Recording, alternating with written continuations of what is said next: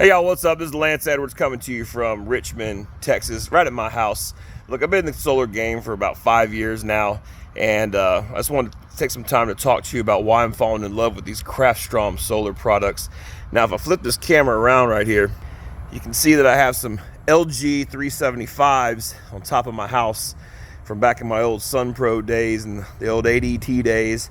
Yeah, I installed this on my house and I became the guinea pig, and I found out that even though I have a full dollar for dollar buyback from the 40 panels on my roof at my house, I am still losing about $545 a year. So let me just explain to you what net metering is all about when you have a grid tied system. So I actually have a good plan. I get a full dollar for dollar buyback as of now, and every year I probably get about $1,500 in credits on my bill. And they always explain net metering, well, during the day, if you're not home, not using the electricity that the solar's providing, it just puts it back on the grid and you get to use it as free energy.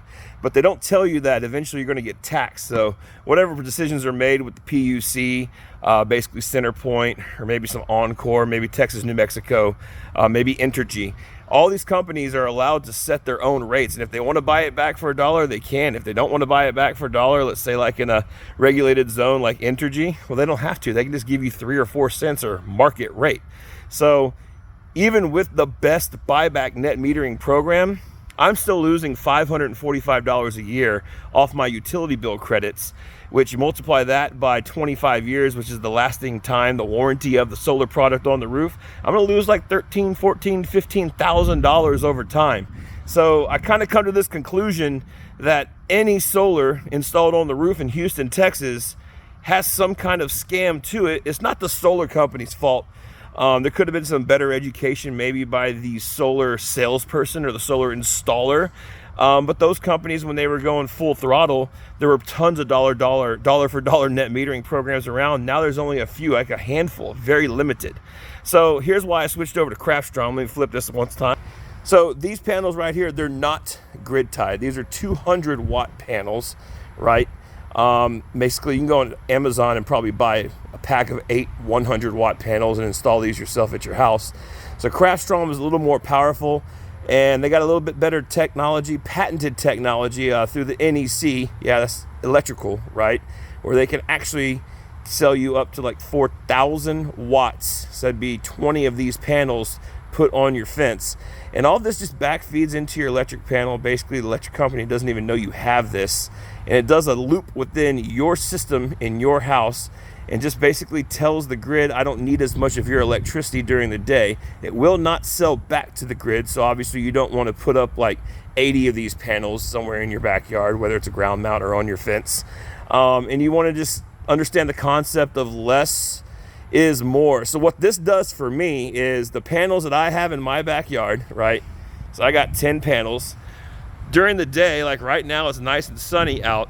So it's probably running most of my electricity being turned on inside the house. And the panels up on the roof are actually truly going back as credits for me. So basically it's like a supplementary system, complementary system for me, should I say. So I'll talk more about this in the next coming week, maybe even for months. I'm taking to this whole YouTube thing and posting videos on LinkedIn. I just think I need to bring more awareness from my position of how I think solar is going to happen and expand moving forward. Of course, you know, if you don't get a system installed and turned on by December 31st, so if you don't have a contract right now, you're pretty much, you know, SOL. Then your tax credits are going to go away.